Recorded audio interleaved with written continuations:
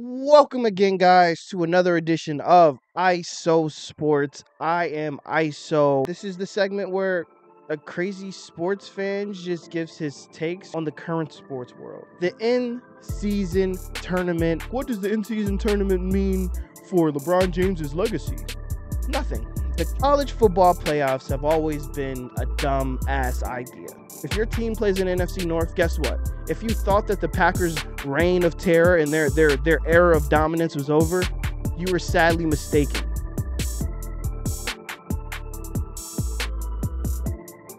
The in-season tournament in the NBA. It concluded this weekend. The Pacers took on the Lakers in a winner-take-all game. As a basketball junkie, nothing made me more happy to see meaningful basketball so early in the season. I mean, we're 20 games in, we're a quarter of the way in, and you got guys sitting there diving for loose balls, playing almost in a playoff-like atmosphere because of this in-season tournament. And obviously, this is something that we don't see as often because the regular season, most years, the beginning of it, people are getting in shape. We always say Christmas is the time that the NBA season actually starts because those are the first games where people usually have their legs up under them. Team is kind of set. You kind of have a chemistry with your guys and you know what's going on. So earlier in the season, having such competitive basketball, it was great. We had great games, great performances, rising stars. I was so invested that I passed up on some guaranteed cookie so that I could watch the game at home, no distraction, with a couple beers. I wanted to watch this. Speaking of the Pacers, Tyrese Halliburton. What a young superstar this young man is turning out to be. He played so well during this in-season tournament, and seeing a young man, rising star, only a few years in the league, actually play well against some of the better teams in his conference, on a stage in games that guys are playing hard, teams mattered, and in multiple games he had over 25 points and 10 assists with no turnovers, which is just ridiculous. That sort of thing just doesn't happen. The way he plays basketball is just a fun way to watch. He seems like a really good kid. He seems like he really cares about the game, and he's just getting better and better right before our very eyes. The Pacers, they make a move or two and they could be a contending type of team very soon. Obviously, we know what's up with the Lakers. I don't have to go too much in depth. LeBron James, Anthony Davis is just same old. But I know people are saying, like, what does the in-season tournament mean for LeBron James's legacy?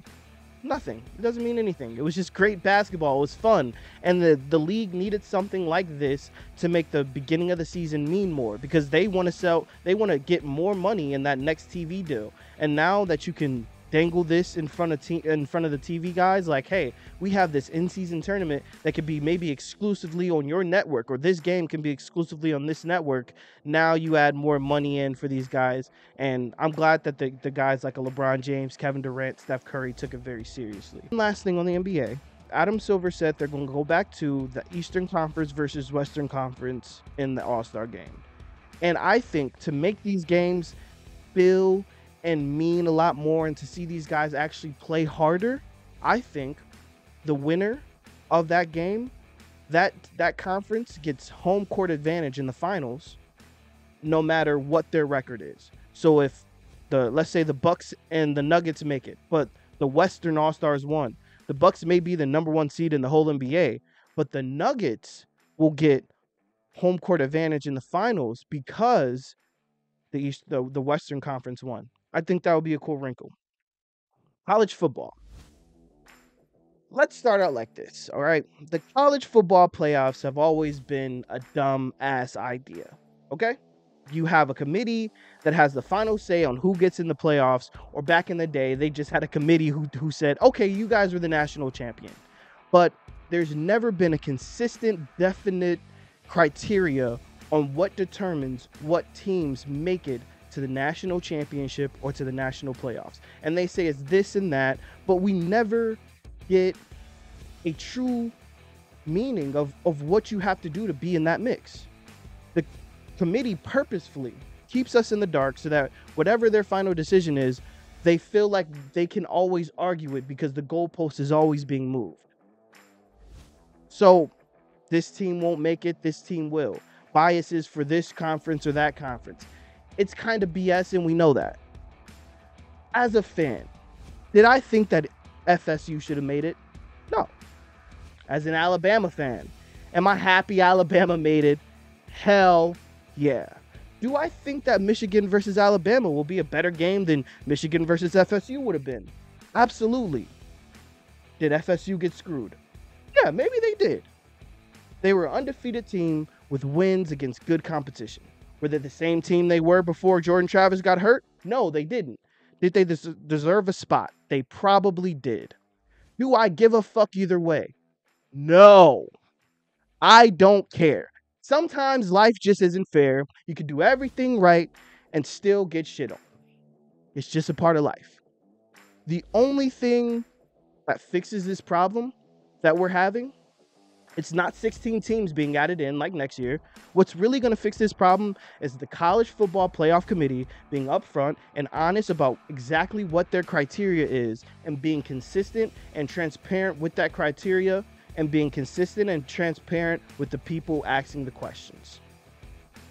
Now to the NFL, the big dogs. There's a lot I could talk about, right? It's the end of the season. Teams are jockeying for their playoff position. I could talk about the Cowboys and their 2 big wins against real quality opponents.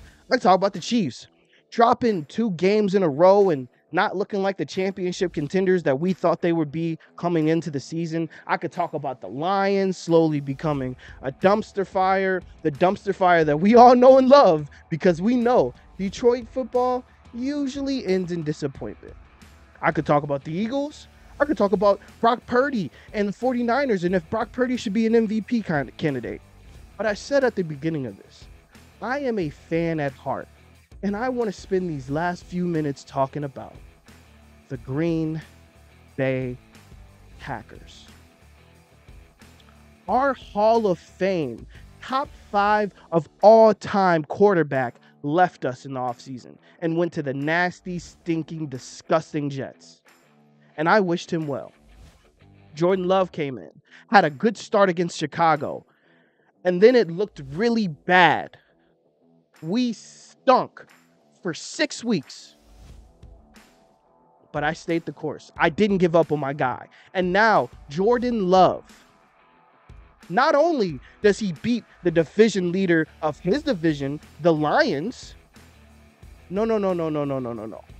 He then follows it up by beating the defending champs. And he looked Patrick Mahomes in the eye and said, hey, man, tonight I'm better than you. And not a lot of guys can say that they've done that. Like I said, 2 of the 3 division leaders they've beat. The defense looking great, causing turnovers, getting to the quarterback, starting the season 2-4 and getting back to 6-6. We're going to finish strong.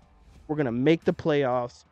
And all thanks to Matt LaFleur, the coach, that young QB Jordan Love, who's looking like a stud, a very young offense, without our best player, mind you, and a defense that's playing great.